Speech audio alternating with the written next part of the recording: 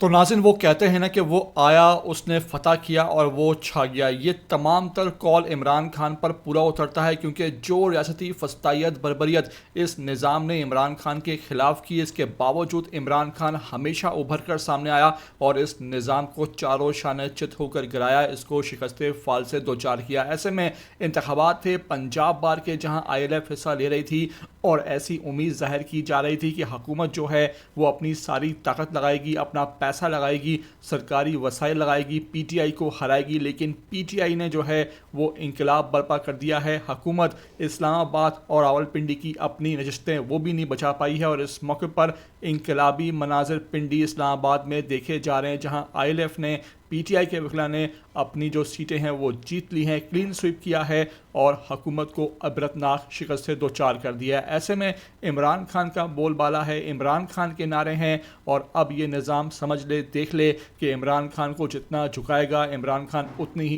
ताकत से उभर कर सामने आएगा।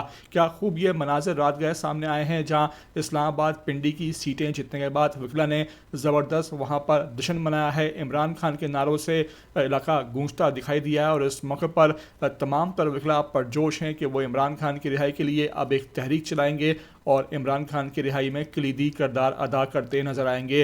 आपको ये तमाम तर मनाजिर दिखा रहा हूँ। आपसे रिक्वेस्ट है कि वीडियो को आखिर तक देख लो। नए आते हो ETV 247 उर्दू पर तो लाजमी से आप सब्सक्राइब करो, लाइक करो, शेयर करो और कमेंट करके मुझे अपनी कीमती आरा से लाजमी आगाह करना बिल्कुल भी नहीं भूलना।